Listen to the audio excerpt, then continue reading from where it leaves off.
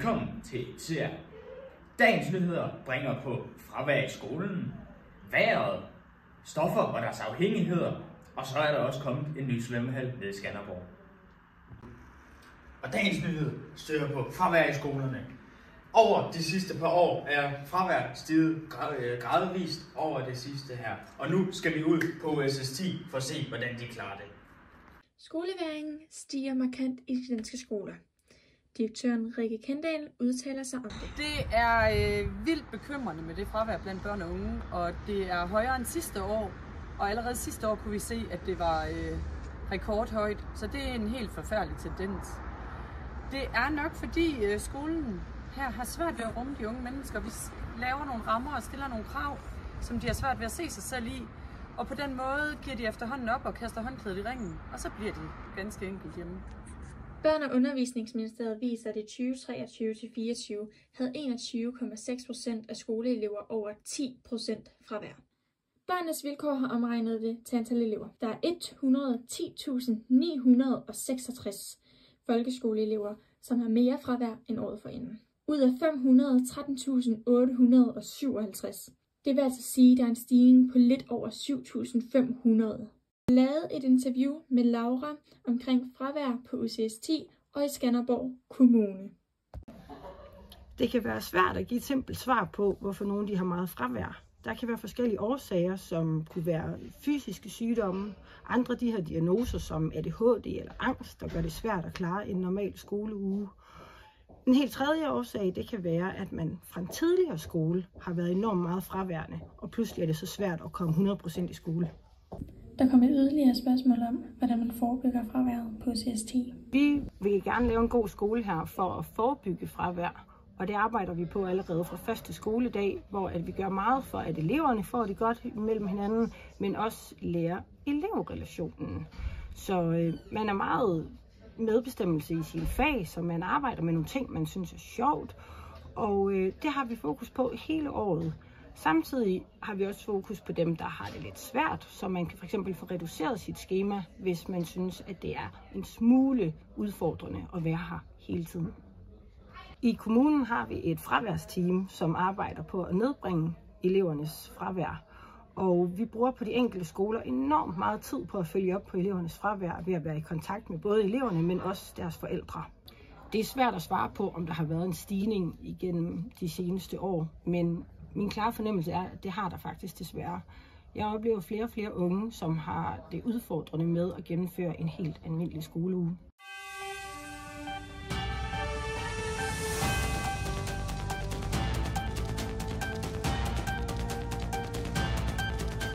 Herover de sidste par dage har vi set sne på vejene, og her der kommer vi til at høre om endnu en udsendelse om det. Her kan vi se alle vinterdækkene. De bliver skiftet ud med nye og gode. Og så er der er fyldt op med sommerdæk. Det er skiftet ud helt lort. Så alle vinterdækkene er ude på bilerne, og sommerdækkene er inde. Og de er fyldt. Helt lort. Også den der over.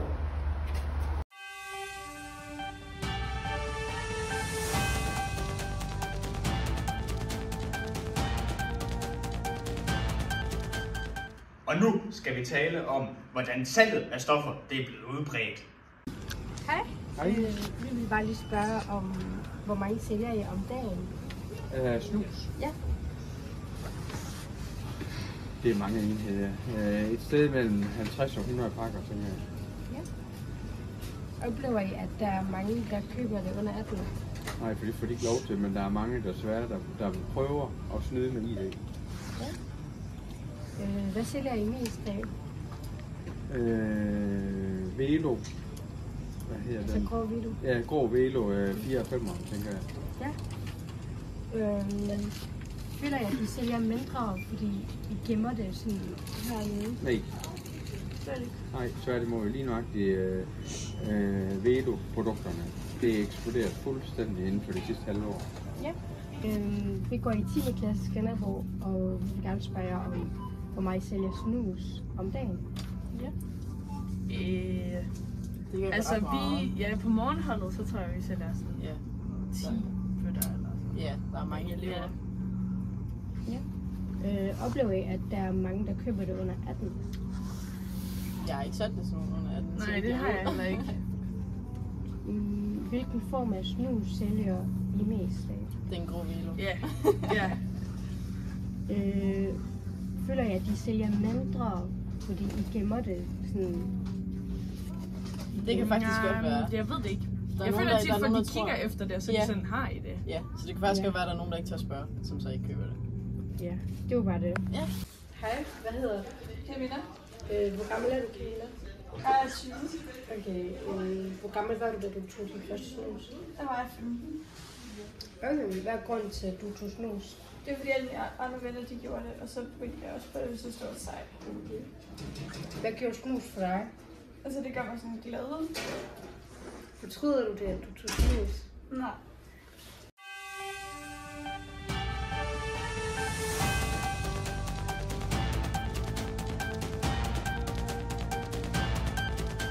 Og nu hvor vi har hørt om salget om stoffer, så skal vi høre om deres konsekvenser.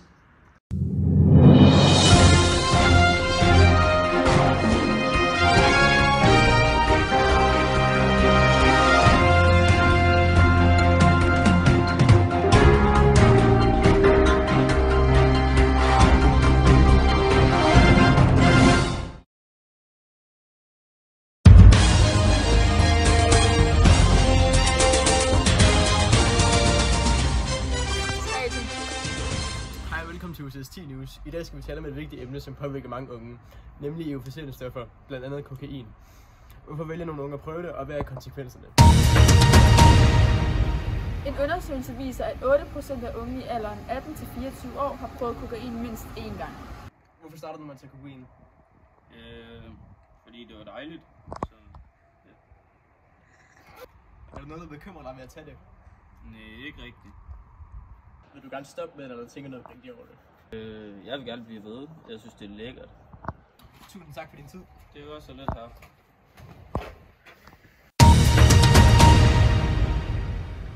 Her kan vi se, hvilke stoffer, der bruges mest i Danmark. Hash er det mest udbredte, mens kokain og amfetamin også bruges. Det andet diagram viser, hvor længe stoffer bliver i kroppen. Hash omkring 5 timer, mens nogle som benzodiazepiner kan blive i op til 35 timer. At prøve det at være konsekvenser. Jamen du, jeg kan ikke læse, når du sådan der står sådan her. Det var i baggrund af at være cracker.